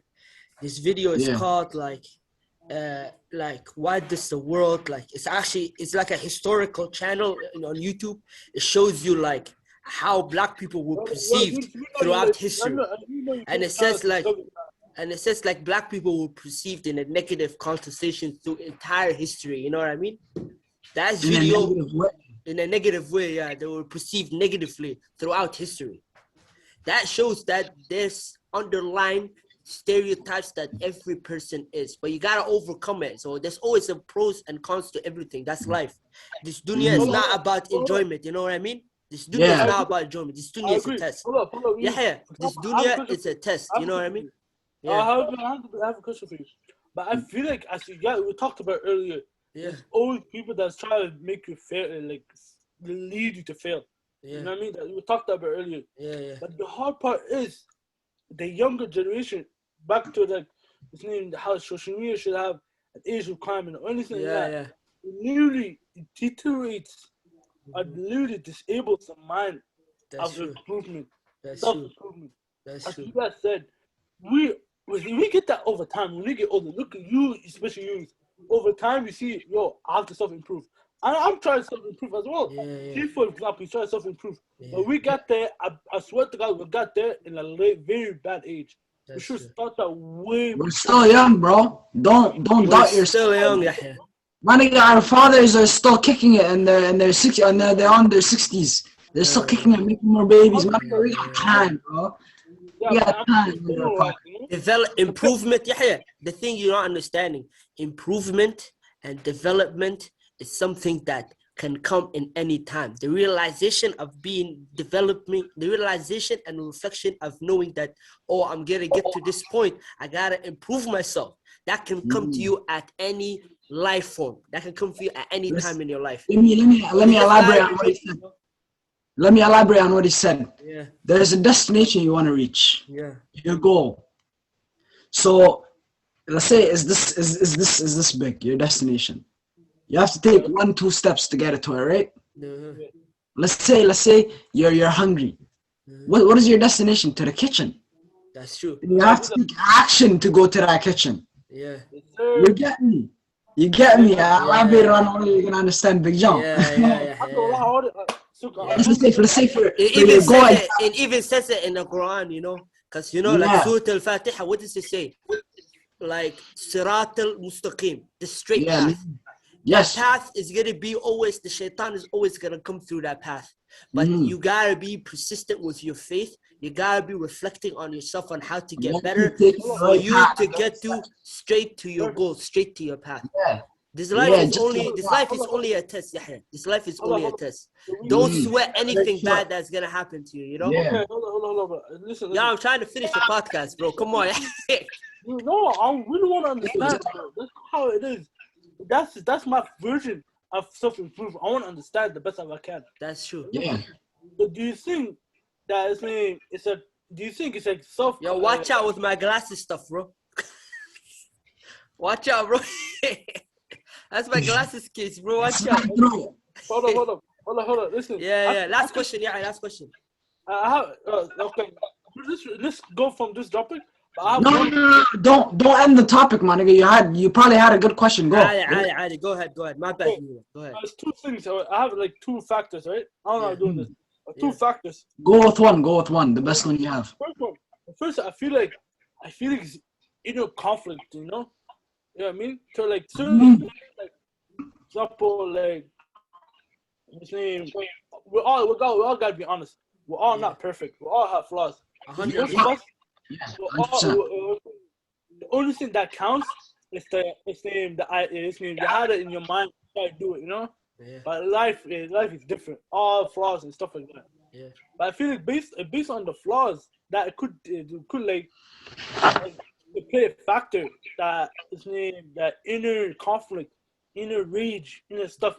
But the hard part is like the only way you could escape, and the hardest way to like do it is by praying, by doing this.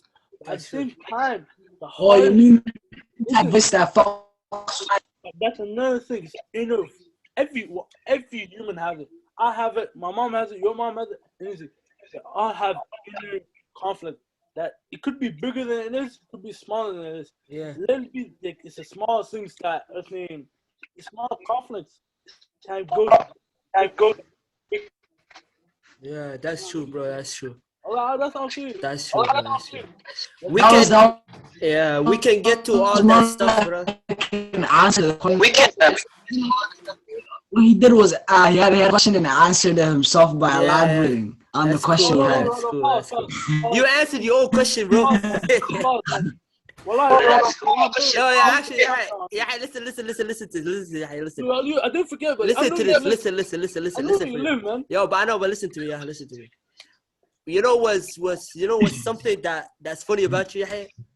You have questions that you know the answers to. You just want people to give you the answer. He wants to he wants the approval. Stop looking for approval. Only look for approval of God. Yeah, and look inside yourself. Do I really understand what I'm saying? For people that don't believe in God out there, always look improvement of yourself. For people that are looking for improvement of God, always look for developing yourself. Because the only person that really knows your attention is you and God only. God only. That's it. Yes. That's why people say look within you. People say pray to God and ask Him. All right. I'm not gonna lie to you, bro. Yeah. But I'm not gonna lie to you, bro. Like, we can talk about different subjects for a long time, but this podcast is gonna be only for like an hour, maximum an hour and a half. So we're gonna end it real quick right now.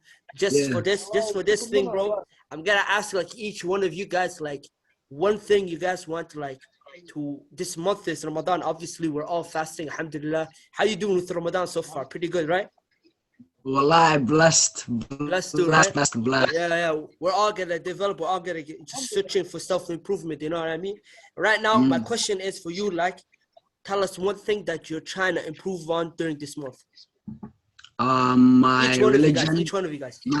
My religion, my poetry. What is I want to tell us what he's developing on and what he wants to better, because I want to do a short and sweet poem that I'm going to take out in a day from now. And say then it again. I didn't hear you quite well. Can you repeat it, bro? My bad. I want Yahya to do his answer, because I'm going to do a little poetry at the end. Okay, Yahya, go. Tell us something you want to improve on. I can go, Yahya, if you want. Everyone's going for me for advice, man. I can go, Yahya, if you want. So overall, I'm trying to say is improvement. Yeah, improve.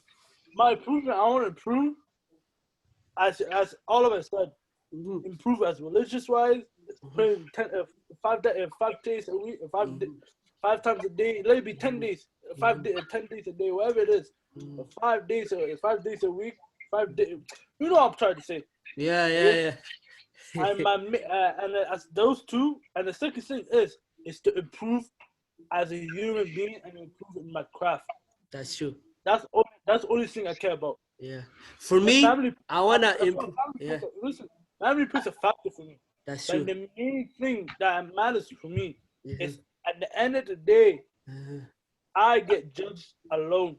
That's true. Not as a family member. Wallahi, that's true. Subhanallah. You know what I mean? Allah. May Allah help you that day, Yahya, inshallah. May Allah help forgiveness on you that day. Inshallah. All of us. May Allah have mercy on you that day, Yahya, inshallah. Yeah. You know what I mean? The thing I want to improve on is that I want to become me. One thing I struggle with is like sometimes I don't like have a good connection with God that well. But the thing I want to improve on this month, sometimes the thing I want to improve on this month is actually, it's going to be basic. Start praying more often. Start giving dua more often. And also, I want to improve on I also want to improve on my like physical, my physically. I want to. What's my sadaqa at, man? My pocket's open. It's coming, bro. It's coming. Don't worry. Podcast money is coming. Yeah, podcast money is coming. Yeah. I also want to improve on like my physical status, you know. It means like I want to improve on my inner peace. I want to improve my mental psyche. I want to improve my physically, my endurance part, my everything, bro. Inshallah, by the time of this month and on, I develop good habits to get better throughout the year, inshallah. Inshallah, we all do. Hold on. And I ask God to make it easier for all of us. Inshallah, inshallah. Now your turn, bro. You know the fact that I like the most? Huh? Wallahi, I mean, or both, all three of us, the main two goals is seeking improvement and seeking best face, if it's possible. That should be all purpose. That should be every person, bro. Well, that's what I said. That's the thing I rate the most. I said. Now let's hear the poem, bro. Let's hear the poem. Let me go to my goals first. Yeah. My goals is I want to flourish as my on my religion, my poems, my physical health, and getting closer to my family members. Getting closer to my family members and really knowing who they are for who they are. Not trying to change them, just knowing who they are. Inshallah. And supporting them and who they want to become. I know you got youngings around your family, you know, younger people than you and your family. You gotta also like look over them, yeah, because they're important, yeah. You gotta look over them. You gotta protect them from mistakes that you did. And how you're talking about. Yeah. Yes, sir. I always, if they come to me with a problem at a certain time, like how you told me about that day, you told me about if someone actually is going through something like he has a girlfriend, he's going through a heartbreak, you should tell him what you went through and how you dealt with it and how you're feeling, you know, and shit like that, you know. It depends on who the person is, if they're gonna really listen, and that's when you help. You know, one thing my dad told me. That's actually very like opened my eyes a lot. I'm not gonna lie to you. It's a hidden gem. I call these like hidden gems, you know. A person that seeks help, a person that wants to be helpful will not go to people and ask them, do you need? A person that wants to be helpful, people would come to them for help. That's what he told me. So that sounds right. That's if you are, because people will know by your advice that you're a very helpful person, so they would come back to you over and over and over again to achieve the information, the right information from you. So you gotta be always calm. You gotta be always demeanor. You gotta be always like central and be in control. All right, let's do the outro now. Let me do my poem. Okay, go. You want to say something? Hold on. Last thing. Yeah. You know the perfect example is how you Tifa particularly, how you always, if you have a problem or just try to chat, just talk, always come to either me or Eunice, particularly Eunice. Yeah, you see the difference. It's the exact same thing as me and Eunice's dad. Our dad said. He elaborated on. I like that how he elaborated on what you said. I see people's tensions, you know. I see what they try to be. I can do the thing of the day. All right, that's your phone. I chose to tell someone something that I just grasped, so I'm writing it down. Trees adapt and change in the summer, full of nutrition, full of leaves. Every wind that touches leaves a shimmer sound. While the birds take shelter and sing their song that sounds pleasing to the ears. But in the winter, loses its leaves, uses this energy within to get through the storm. They get stronger every time they defeat the cycle. Sometimes humans learn through evolution, and sometimes I feel Allah put these creatures and plants in our worlds so we can learn from them. Just how Cain learned how to bury his brother from a bird. You know who Cain is? Cain is, you know, Habil and Gable Habil, and yeah. Yes. So Cain Adam's descendants. They're what do you call it? They're brothers, His yeah. sons. Yeah. They were fighting over something, and one killed the other. Cain killed Abel. Qabil killed Mahad and Habil. Yeah.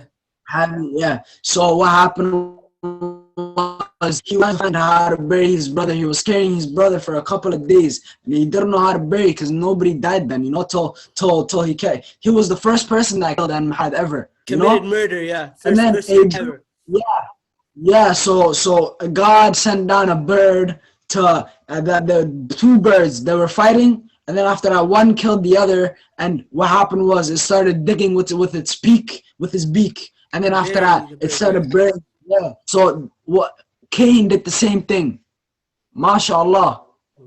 Subhanallah. I feel like Allah even in our troubled moments, even if in our most evil acts, Allah is there to guide us. Wallah. Subhanallah.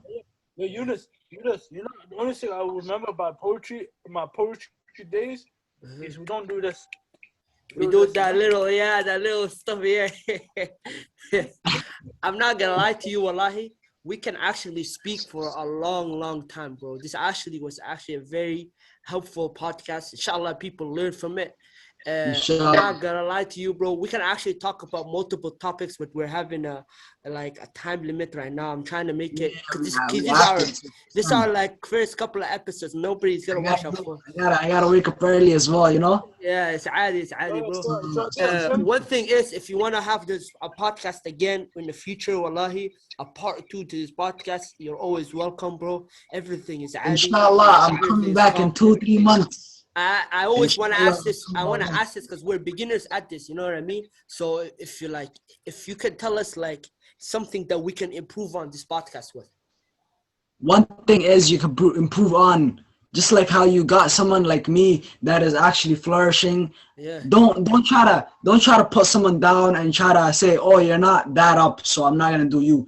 Yeah, if you see someone who's working hard enough on their goal and they really want to be on your podcast and you really want to put someone on your podcast, you should realize some people would not like to join your podcast because of where you are. But when they see you flourish, they're gonna want to join your podcast. Don't do the same thing. Don't do the same thing to person that's trying to come up and trying to actually be a better person. Don't try to push them away. Help them gradually work up to you. To work up to your level to the point where they could join this podcast, you know? So that's the only advice I have for you right now. How about the camera quality and any technical thing, bro? Like, is there any problem you want us to improve on and stuff? Right now, the only glitches there, but wallahi billah, everything is perfect. For the first podcast, everything is perfect, but you could do better. Just understand that you could do better. You just do better my plan is that, you know, the more we get closer, the more we're actually seeing, because it's actually the first podcast. We don't know if it's going to be going well or not, you know. So the more we record it, the more we see, like, we always get me or Yahya always going to work on like getting this podcast better. Inshallah, we might get like buy cameras. We might actually have like live podcasts, like if like actually someone live sitting down. Once this COVID thing is done, like we're gonna bring people in with microphones and stuff, connect it. You know, my plan is to buy those. You know, like those microphones at the mosque, the one where you just put it around the ear. Inshallah, that all happens. But so far, it's actually have been important, like pretty enjoyable podcast. Wallahi, I would say right now, it's actually a gemstone. It has a lot of good things talking about this. You guys actually asked a lot of good questions, and I really hope you guys make it to the top. Inshallah. You wanna like plug out here, what? Oh, cool thing. I realized I have no idea that popped up. Yeah. So me and you, Yunus, no, hold up. No, F it. Yeah. Because this is our podcast, you know? Yeah. You know, TV, I guess stuff like that. But I'm thinking about like doing like a live on Instagram and like helping people through there as well. 100%. After you actually flourish and get viewers, you need to have actually have contact, actually have had conversations with your viewers, even if it's a little bit, you know, like a poll or something, questions you're asking on your story. You should have an actual communication with your viewers, with your fans, you know. What do you think about the topics we chose? Like it was very good. I wouldn't change nothing about it. It's very That's good. good. That's good. Because all these topics came from my head, you know, because I have a lot of questions, you know, and stuff. So I just brought these topics from my head. You knew some stuff about me, so you know what to ask as well. No, I'm not gonna lie to you. There's questions I'm gonna ask everybody, bro. I understand, It's but the same questions I ask. Some of the questions I asked you were based on. I didn't know your hands got burned based on like in like with hot water. I didn't even know that. But I asked you a question based on that. You know, it led to that. You know what I mean? Something new about me. Exactly, That's bro. Exactly. good. MashaAllah, fam. You actually did. Bro. You wanna plug anything, you know, on like your Instagram, anything, you know, just tell us right now. We'll plug it. What I want you to do is follow my what do you call it, mentor. He's dropping a new song. His name is Mosey, MXZY. And on my Instagram, which I post on the daily, and I post here and there every weekly or monthly on poetry, is Stifo the One. STIFO DA1. No capitals. No, get me, no capitals. You get me? Let's get it. I'm not gonna lie to you. I'm not on this podcast thing a lot. I'm not on social media a lot, but I'm not gonna lie. Everybody knows like the name of the podcast. It already like the picture showed it. Just put that on Instagram. You'll find it. I'm gonna link Suleiman's stuff on the podcast. I'm gonna link my brother's stuff if he wants. Your friend's stuff are gonna be in it. I'm gonna be posting on the podcast also the link where you can get it. I'm thinking about posting on YouTube. Is that calm? Talk your shit. That's Adi, bro. Wallahi. I just want to say finally, bro, thank you, Suleiman, for being on the podcast. Wallahi, you actually gave us some nice things. It's been a pleasure. Yahya, also, you know, I'm going to see you today, Yahya. You know how it is, bro. We're going to go out right now.